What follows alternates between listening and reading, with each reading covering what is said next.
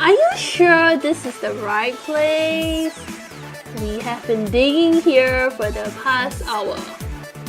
Hey, stop complaining. Now, according to this secret ancient map, which I retrieved from the Metropolitan Public Library, it marks the spot where the oil lamp could be found.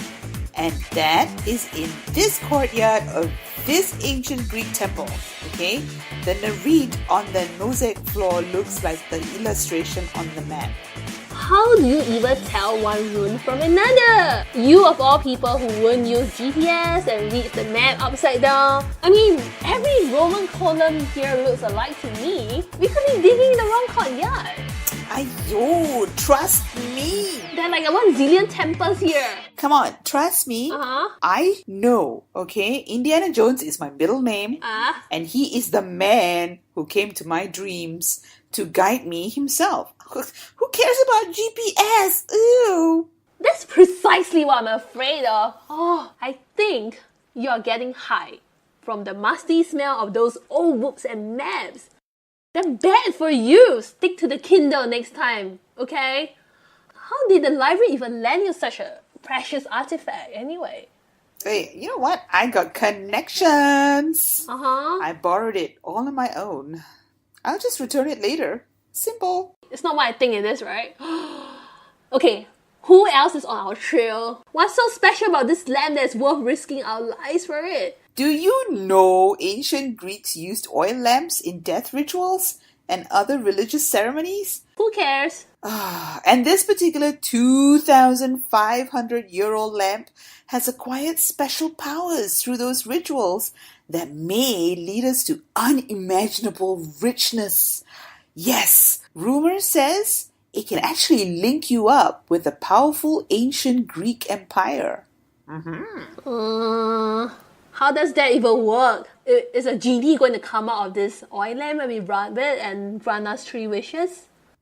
God, you know what? It's such a whiner.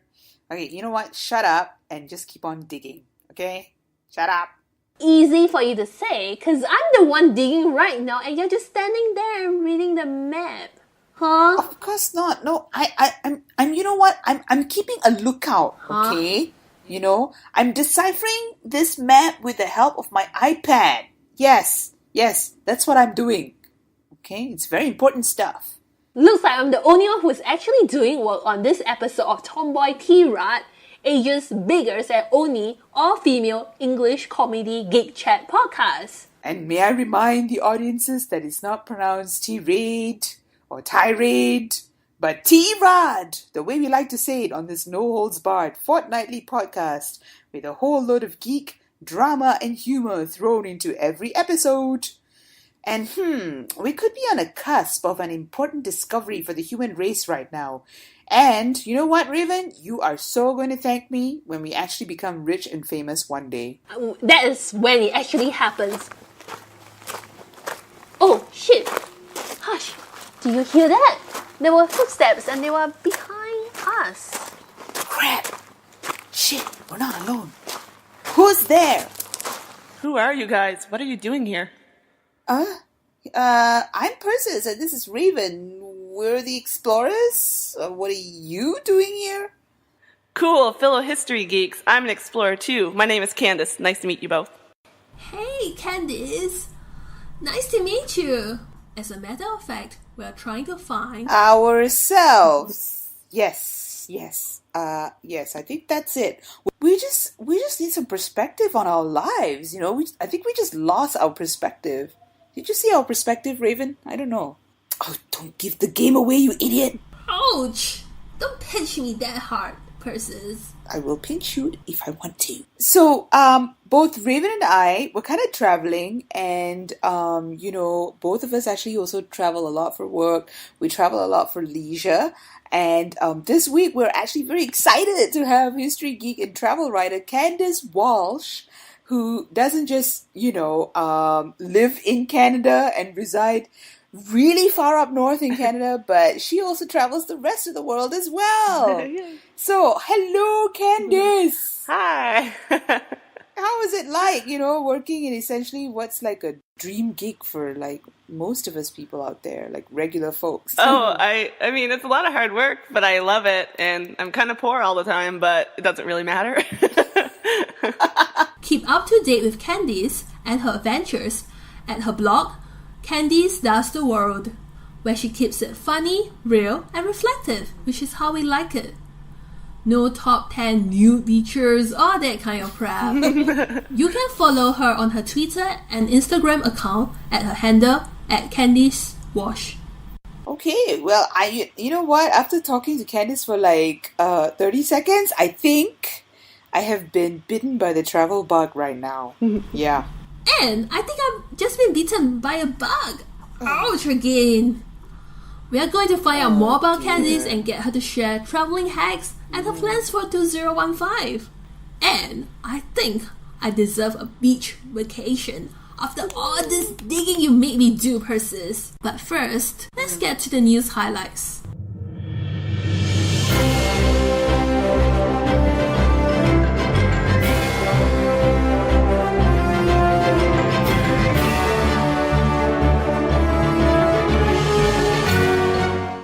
Okay, at the rate we're going, we'll be digging a tunnel all the way from Greece to the other end of the world before we find anything. How about you call your Hobbit friends to help us dig our way out here? Yeah, but you know what? They're a little bit more cheerful than you. So, by the way, actually, have you heard about the Lonely Planet article that recently came out with a list of their top 10 countries to visit in 2015? And, they had all these rankings and, they had like countries like Morocco and St. Lucia and Philippines and Nicaragua and Lithuania. And guess who was on the top? Who? Singapore! Ew! What do you think? No way! Are you kidding me? Of course not. I'm not kidding you. Wait, what? Out here? No way. How can Singapore be top of the list? I don't know. Did the government pay them or something? I don't know. Dung dung dung. Candice, you've been to a lot of countries. Like, I'm sure you've been to at least one of those countries in there, right? I haven't actually. I haven't been to a Really? single one of those countries, no. By the way, Candice is moving to Berlin. But I'm sure you're not going to stop traveling after you've gone to Berlin, right? So, Well, that's kind of one of the reasons I want to move there, because it's so central and easier for me to get everywhere. yeah. So, I mean, I'm sure that one of those countries will be in your list soon, right? Totally. I really want to go to Serbia because I spent a lot of time in the Balkans this year, or last year, I guess. And Serbia was one of the places I didn't get to, so I'd like to go back there. You went to Bosnia and Herzegovina as well, right? Because I saw some really nice pictures of you traveling in the mountainsides, meeting some sheep and goat, and It was amazing. It was a really surprisingly amazing place to be. I did not expect much from it. I actually was there just because I won a contest. And seriously, I had no desire to travel there. And it ended up being like one of my favorite experiences from all of last year. It looks very rustic though, because when looking at the pictures, it's like even the colors don't look real. They look Photoshop. What is your second best country? I mean, like on this list besides Serbia? Definitely not What's the Singapore. next? I will go to Singapore if I get the chance. But it's like, I always see it's like a place that you stop by, like on your way to, in your middle of Southeast Asia or on your way to Australia. You don't fly all the way from Newfoundland all the way to Singapore just to Spend maybe a month here on vacation. Because Singapore is not the country that's on vacation, literally, it's a country that is always working. So I find it's very strange that it would be number one because of the, I guess they're building all these new things. It's like a new playground. So I guess it's great for like, maybe if you're here for like 3-4 days, it's pretty interesting and intense. Yeah, but it's also a very expensive city. I mean, compared to the rest of Asia, well, apart from Japan and Korea. Hey, if you're going to go into a Starbucks, let's say if Singapore was a Starbucks, it would be like you ordering an espresso. There you go. Compared to Malaysia, where Persis is based in right now. More of a cappuccino country, like take your time, or a flat white. Whereas like Singapore is more of a Take it all down in one Yeah. shot. There you go. It's not even Get a out of shot. here. I like that. I like that analogy. That's good. No, it's not even like taking a shot. It's like taking a drip. You need to be on the caffeine drip. It's like literally the espresso should flow right to your veins. I don't know. When I was looking at this list, the two countries that really popped out for me was I guess maybe because of the pictures. I think it's Ireland. I've always wanted to go to Ireland. You went back to Ireland, didn't you, to like search for your roots? I remember you did a series of articles. Wow, yeah. Tell us about that. And including a seaweed bath. Like, I mean, the fact that Japanese eat seaweed is weird, but those Irish people bathe in seaweed. Like, what? Apparently, it has really good like oils and natural, Is it like very clingy to your skin? Like, does it like cling onto you? No? But I mean, you kind of come out of the bathtub smelling like a beach. Oh God, a beached whale? yeah, exactly like that. OMG. It was interesting. I don't think I would make it a habit, but it was pretty good. Yeah, but Ireland is great. I spent like maybe 2 months there, I guess, in total. And I was, researching my family history, except that I couldn't get anywhere at all. Really? Because Newfoundland is very Irish. It was settled by a lot of Irish people. And then a lot of people came over during the famine. Yeah. But my family apparently must have come here much earlier than the famine. So we think that maybe we came here as criminals. Awesome! Criminals who are fleeing. So I haven't found anything. But it was fun. I mean, it was interesting. It's so funny how the way people from Ireland moved because of extreme circumstances. Either you were about to get your head chopped off the block, or you were gonna, die of starvation, Yeah, and they're everywhere. I mean, you can go anywhere in the world, you'll find an Irish bar. Yeah, right? Like you throw a stone and it'll hit and it will land on an Irish man's head. So what was the thing that you felt stood out for you in your trip? Well, I ended up going to this, after all my research was done, I decided to spend a couple of extra weeks in Ireland on my own, just kind of vacationing, I guess. And I had a friend of a friend on Facebook who saw that I was going to be around, and he, like a complete stranger, who told me to come to County Sligo, which is like in the northwest part of Ireland, I guess. So every Irish person that I met was like, "Why would you go there? It's not a great place. Like, it sucks there." So, but I was like, well, this guy offered me a free place to stay, so I'm gonna go. That's as good as any offer. The suckier it Yeah. is, the more I have to And go. Ireland's That's why it's expensive, so so me and my friend went, and we ended up having like the best. We stayed there for 10 days. We were only supposed to stay for 5. It's this amazing little. Like they have a huge surfing community there, which I didn't know about. They have a stand-up paddling community. The music scene is incredible. There's so many young people, and we ended up like making incredible friends there. And I think we were drinking every single night, like listening to Irish music, and it was just so incredible. Everyone was so friendly and welcoming, and we loved that. That's by far my favorite part of Ireland. Oh, great. cool! I didn't even know you can do surfing in Ireland. No, I didn't. Yeah, honestly, because like every time people talk about surfing, you would think like California, Hawaii. or Australia, or even Bali and Indonesia. But nobody talks about Ireland as like a surfing destination.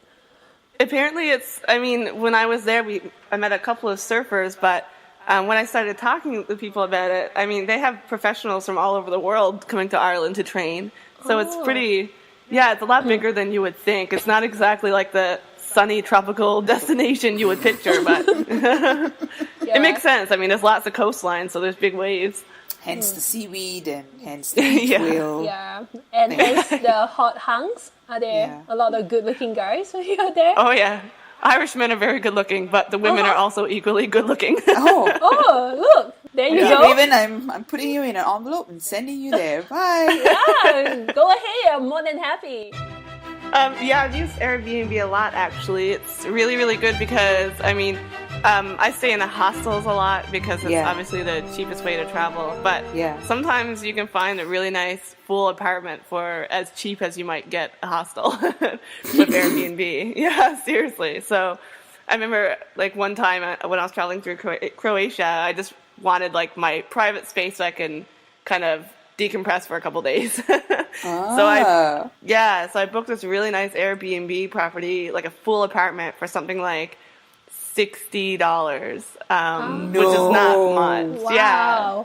And I That is just a had steal. Yeah. It is. It's so good. And I've done that. I've used it a lot, especially when you're traveling with other people. It really cuts back on money. And then, you have your own kitchen and stuff, so you can cook your own meals sometimes. And it's really good if you're on a budget, I think. And all the accommodations, for the most part, are wonderful. Do you know? It's funny, but has Airbnb gotten into trouble lately because there's something very strange actually happened. Some people were complaining that some of the accommodation that they got out of Airbnb actually kind of blew up in their faces, because what happened was these people actually booked a particular accommodation. They go there and it's not what they thought it was. And it's really strange because in Singapore, and I think not a lot of people know this, Airbnb wasn't allowed to advertise in Singapore in 2014.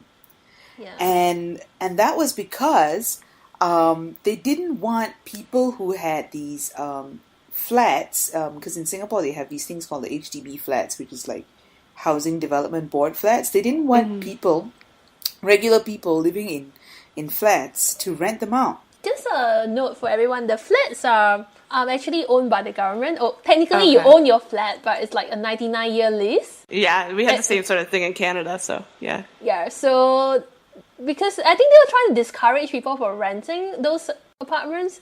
Well, their reasoning is like in the residential areas, they're not meant to be rented out for people to just come in and out. There are some couple of people who did that and got into trouble. US too, it's the same thing. thing. Yeah, the US as well, right? In New York, they were also having the same problems. And then some hotels, they feel threatened by these Airbnbs as well, and they're trying to take action to restrict that. What do you guys think? I think it's a bad idea because it's a very, I don't know, Airbnb is like couch surfing, isn't it? And I mean, I think it's a great option for people to meet each other. I mean, as Candice probably knows, I mean, you've met a lot of people on your trips, right? Yeah. And it's a great way to meet new people. Yeah, it is. I had an amazing Airbnb experience in Greece where like the woman I was staying with gave me a tour of her island, and she did my laundry for me. She bought me dinner. It was incredible, but she did your laundry. Wow. Yeah, she did my laundry. Seriously. Did I hear that? Wow. Are you sure that's not housekeeping.com? Okay, I need to get the address from you because I'm going to crash there next time. She was wonderful. I mean, that's not really typical of most Airbnb hosts, but I guess the problem is when you don't actually own the property and you're trying to rent it out on Airbnb, because then you're profiting from someone else's property, I guess. Yeah.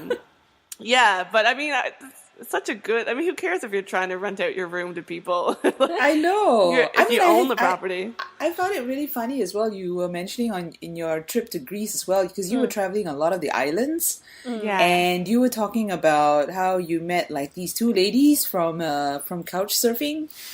And you were talking about how you were, you made such good friends with them, and you're practically living with them. Oh, it's like so a good. family member, I think it's quite interesting.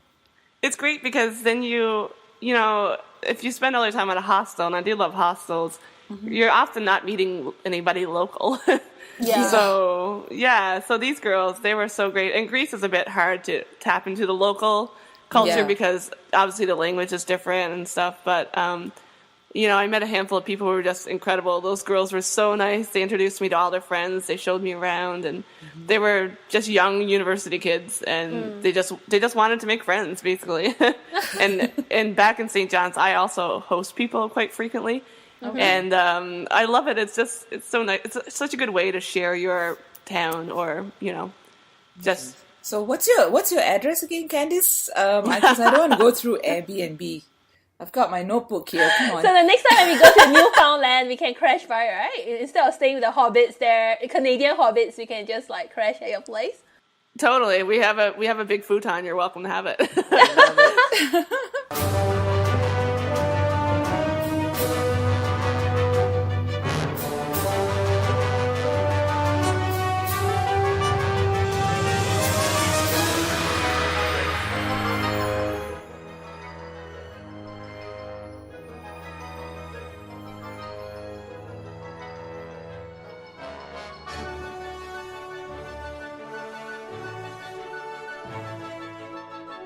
this looks like a lot of fun. May I join you guys?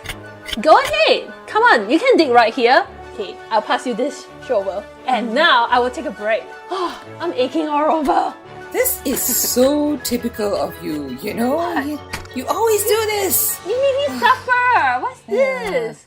Come on, Candice, she's Anyway. strong. She can do it. Okay, look at her. She's ripping. She has muscles. Yeah, because this segment is all about Candice Walsh, okay? So she's the lady behind Candice Does the World. And it's a really interesting website because she's actually spent a lot of her travel days in Europe, and she actually spent I think the first half of 2014 in Europe, right? Yeah. And then you traveled from New York to Greece, and then you spent time in Turkey, Croatia, Albania, Bosnia, and Herzegovina before rounding the year off with a Caribbean cruise. So, yeah, I know. I read all about it on your website. So, like, you know, what made you up and decide to sort of just travel? Well, I mean, since I grew up in rural Newfoundland, I really didn't have much of an opportunity to travel, and I've always been really curious about the world, I guess. Like I'm a big reader, so I spent most of my childhood reading a lot. Yeah. So, but I mean, I didn't have the money to travel. And then when I went to university, I had the opportunity to study abroad in England. So I did that because, you know, I figured if I went with a bunch of people, it would really help ease my way into traveling since I'd never done it before. And so my first time ever leaving the island and ever getting on a plane was actually to go straight to England. Wow. And I think I was 21, I guess. Yeah. So, and it was funny because I was so self-conscious of being a small town girl that like everything terrified me. Like London was the most terrifying thing I've ever had to go through. It's a huge metropolitan city. I think it's one of the largest city in the world. Yeah, absolutely. And this was not long after like the subway bombings and stuff. So everything was on high alert, right? And so one day we were on the train and there was this big announcement came on, like, everyone clear off the train. There's a suspicious package. So I got off, and I was so terrified. I had, like, a mental breakdown. So, but with all that being said, it was, you know, my time in England, I got to do so much, and it just really made me realize how easy traveling actually is. So that was kind of what started it all, I guess. So in terms of all the stuff, all the places that you've seen and all the people you've met and like, you know, all the adventures that you had, like I know you were working for a while at this olive farm, right? Yeah. And you were traveling to all these Greek islands like Crete and all these islands that you read about in Greek mythology, right? What were like some of your favorite moments? It's hard to say. There's so many. So many, right? Yeah. I really love the island of Ios. There's not a lot to do there in terms of like Greek culture, I guess. It's not really any ruins or anything. But it had this really nice like islandy kind of atmosphere where everything was a bit slower and people were really friendly. And we met so many cool people. So I ended up staying there for a week longer than I was supposed to. Nice. Yeah, and working on the olive farm was a very fun experience because, you know, I got to be in the heart of Greece. And the island that I worked on, Lesbos, was not really like a touristy place. So it was very much a full immersion into like Greek culture, and I learned a lot. Working on a farm was very challenging. So How is it like working on the olive farm? What exactly do you do there actually? Well, it wasn't quite olive season, so it was mostly like preparing for olive season, I guess. Okay. And there was one other worker with me, so we often would have to gather up like all the olive branches that were pruned and throw them into a big pile and set them on fire. Why do you set them on fire? Yeah, I don't know. I guess it's part of like the fertilization process. Okay. Yeah, I have no idea, but the guy who was like our boss was like this big, terrifying Greek man who like just pointed. He didn't speak a word of English, so he just pointed at things and like motioned for us to do them, and somehow it worked out. And I remember like working in a vineyard was the hardest thing I've ever had to do. I hated it. We had to like do weeding and that sort of thing, and it was like backbreaking labor. Although Well, the girls that I those worked things they don't with, Is that a you source about, for free yeah. wine though? yeah, oh, we had a lot of wine. Oh, nice. Well, at least I made up for it. But the girl that I worked with, she was like, she was really, she always really enjoyed it. She'd be sitting in the mud, like pulling up weeds and, you know, doing it slowly and working Yeah. away. And I was suffering and sweating and like hurting all over. Oh, wow. So maybe I'm just not cut out for farm life. I don't know. Yeah. That is strange, seeing that you are a small town girl. Yeah, right. Yeah, and we know that you're a history geek, but why the fascination with ancient history, or particularly ancient Greek history? You really did a real adventure in Greece Yeah. because you just went to almost every part of the country that you could think of. Yeah, And to really immerse yourself in it. yeah, and we also read your blog, and we also you say that it's a place that you always want to go for the longest time. I studied classics in university because I actually didn't know what else to study.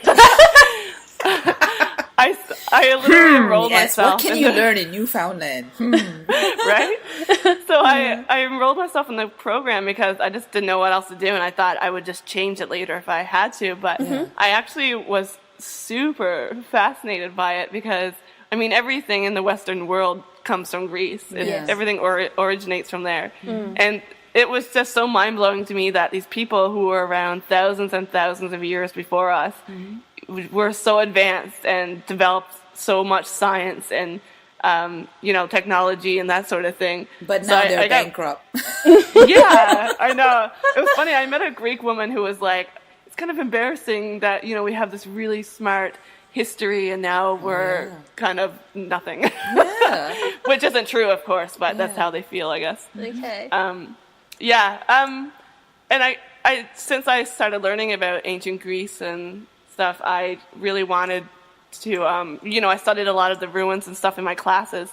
So I really wanted to go to Greece and see it all for myself. And the timing just never worked out, I guess. It's quite expensive to get there. And finally last year I was like, well, I'm going to go for it. And so I based most of my travel choices around a lot of the ancient sites that I wanted to see. Yeah. Obviously not all of them because there's an ridiculous amount, but yeah, it worked out really well. I saw mostly everything I wanted to see, I think. Yeah, you're And also how did into you- Roman history as well, right? Yeah. Because you went to a Roman site. That is How did in you Turkey. plan for that? Like how did you plan to volunteer? Oh, I haven't done that yet, but Okay. yeah, I'm hoping to do that this year. I was considering going back to university to study archaeology, and then I forgot how expensive it is to go back to school. So Tell me about it. Oh, yeah, so I thought maybe I just did a bit of research, and apparently there's a lot of archaeology programs that work on a volunteer basis. Oh, So okay. I thought maybe I would do that first and see how I enjoyed it, and then if I really loved it, then I might try to go back to school. So I just messaged this website person who runs this. I guess it's called the Archaeology Institute of America. yeah. But they run these really big programs every year all over Europe and stuff. So the one that I'm most interested in is a Roman city called Sanacera. Maybe I'm not Sanacera, pronouncing yeah. that right. Yeah, but it's on the Spanish island Menorca. So it's pretty good. You get to go work there and do some digging, and you might find some ancient artifacts, and that's Yeah. Kind of pretty like cool. what we're doing now. Exactly. Yeah.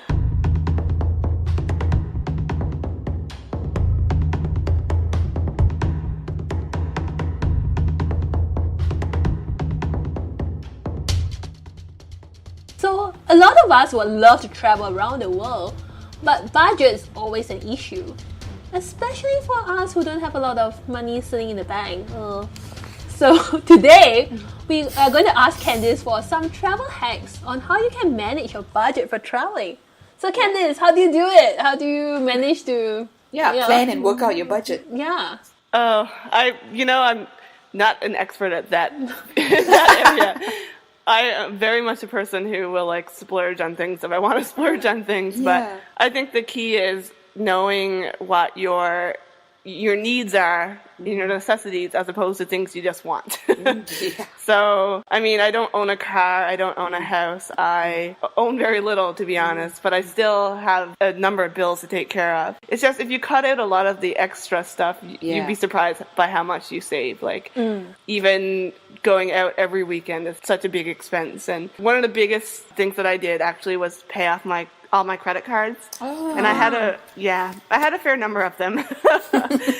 So once I got all those down to zero, it was much easier for me to just keep putting aside money for savings and stuff. And then I often just keep an eye on seat sales and, really good deals that come up. That's how I actually got my Hawaii flight. So if you're not so picky and choosy about where you want to go, it's quite easy to get those really insanely cheap flights and that sort of thing. So, I mean, normally it would cost me a couple $1,000s to fly to Hawaii, but I got mine for like $500. So that's a great deal. That's really cheap. Yeah. So do you use like travel apps to plan your trip, or do you just do it the good old fashioned way, internet research? Internet research. Yeah. I guess I have a lot of connections in the travel scene now, so often things will pop up like savings and specials and that sort of thing. So that's how I found my flight to Hawaii again. Someone just posted it on Facebook, so I was like, okay, I'm going to take that. Good. Yeah. Just make sure it's not a boat, okay? Just make sure it's not a boat. Oh, that would really suck. But imagine all the rolling you have to do.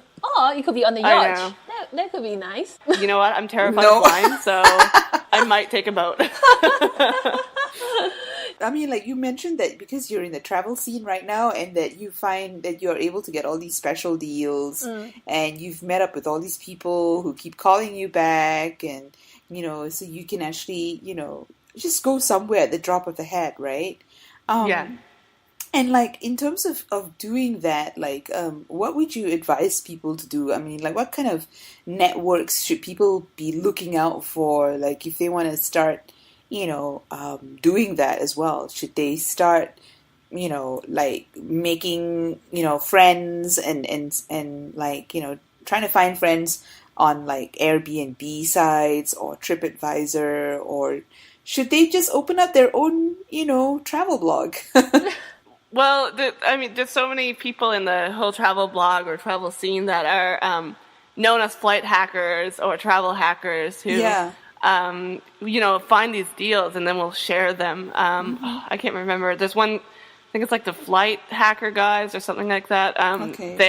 If you subscribe to those people, then you'll get email notifications or they'll show up on your Facebook or whatever. Yeah.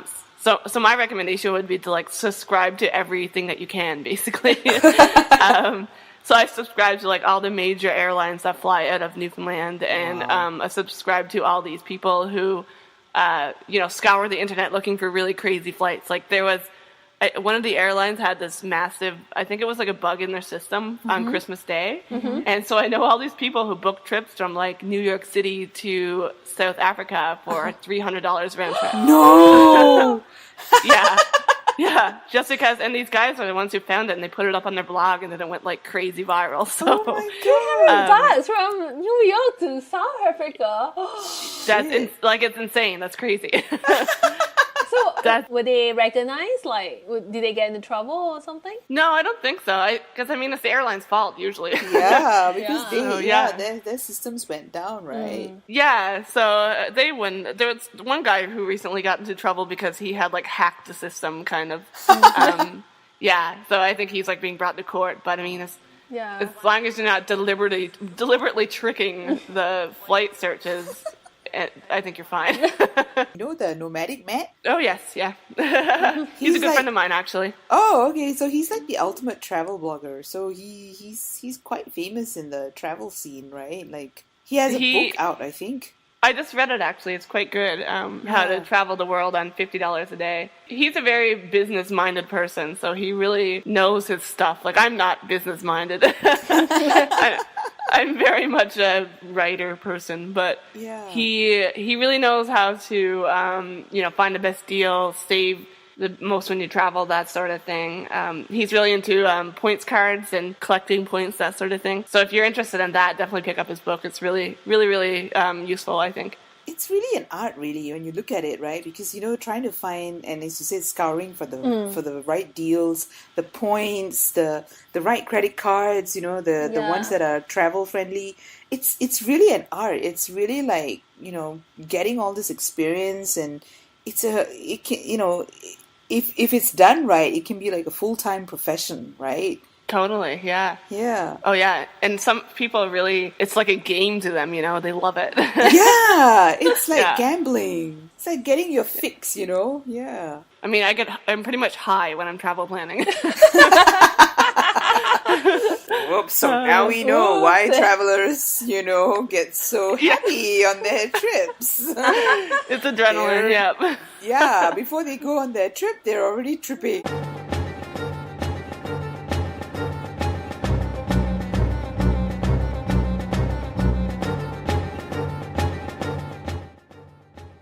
It's now time for our rapid fire with Candice.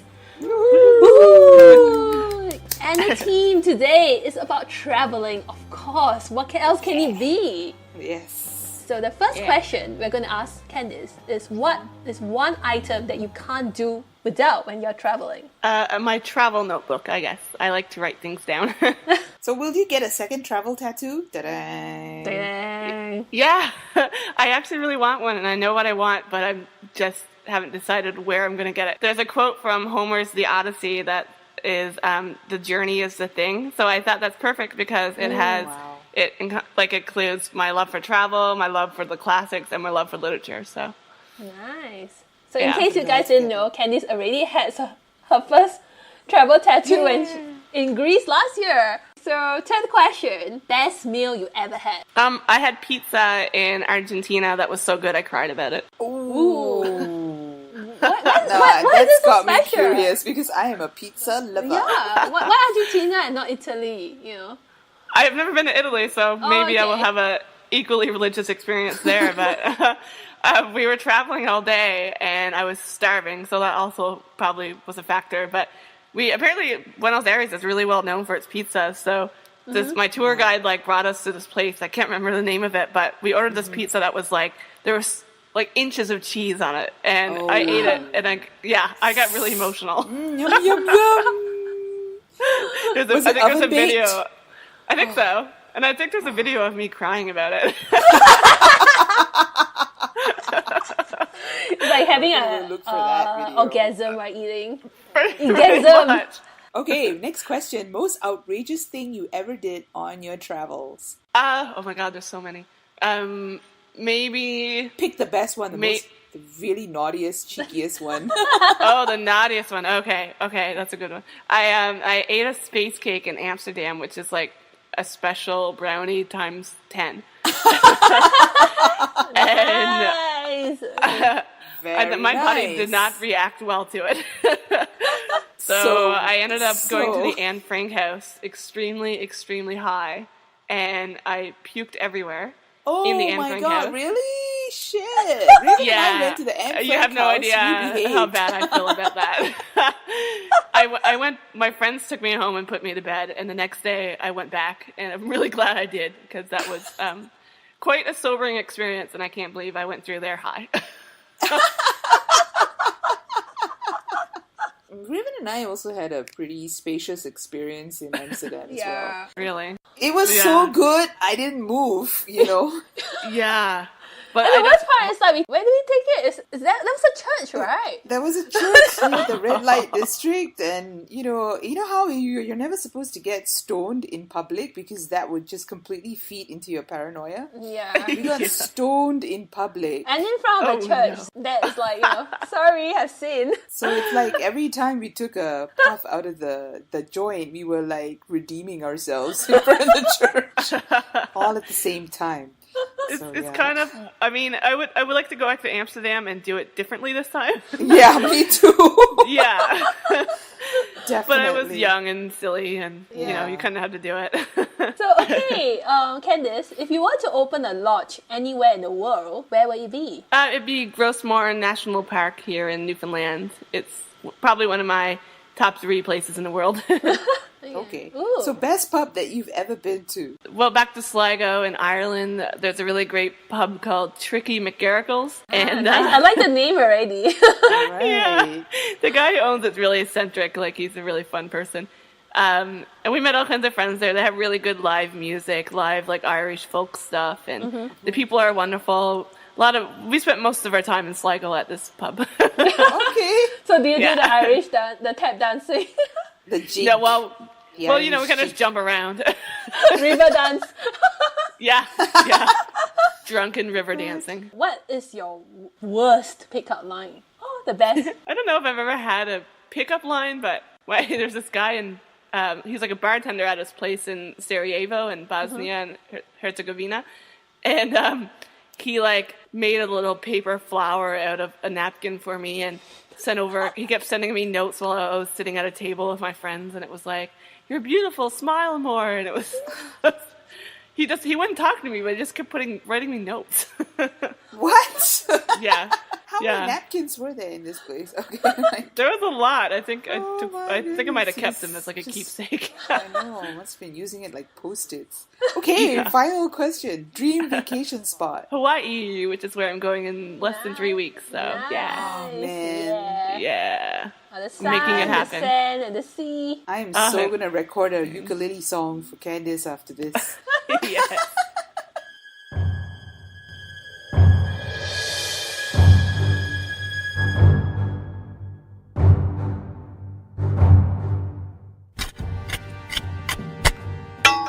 Oh, What? oh, Raven, I What? think I found something. Oh, okay. Looks like an oil lamp. Oh shit! The Soviets! They're here! What? The Soviets? Didn't communism collapse in the 80s? I have a car. Let's get out of here. Okay, come on! Yeah, let's get out of here. Woo! Woo, run!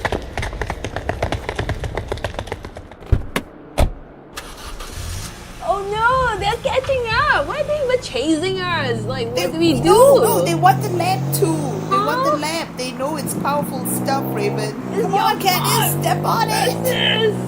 I don't think I can drive any faster. I don't want to be caught by these guys. I heard crazy shit about their secret police. No, I don't want to be interrogated. I don't want to be tortured. No! Gunfire. Watch it, guys. Magic lamp. Oh my god, it's so good to see you. It's time to see what you can do. It looks like there are some engravings on it. What does it say? According to my translating, Huh? it says, do not... Oh god, it's hard to see. Okay, let me. Candice, drive! I'm going. Okay, let me try rubbing this with my shirt. Come on, pass it to me. I'll rub it now. No. Oh, wait, it says do not rub the lamp. Oh crap! God, Oh, it's too late. Shit. what? Where are we? And why is everybody in some kind of costume? Is it like some weird cosplay going on? Don't be silly. We're in ancient Greece. Huh? No. What? I don't want to be here. How do we get back to present time, Candice? Yeah. You know what? This is kind of my place, guys. I think I'm gonna hang out here for a while. What? You mean Yeah. you're ditching us? Hey, that's not Try- fair. Come on. Come back. Try the philosophers. They pretty much know everything. Bye, guys. Good luck. Oh, jeez. You know what? I don't think I like this. These guys are staring at us and we stand out like some kind of sore thumb, okay? I'm gonna go. If you want to come with me, Raven, it's fine. Yeah. Other than that, I'm getting out of here. Bye. Okay, I'm coming. Let's go. Come on, let's go and find those philosophers. Speak off earlier to get us home.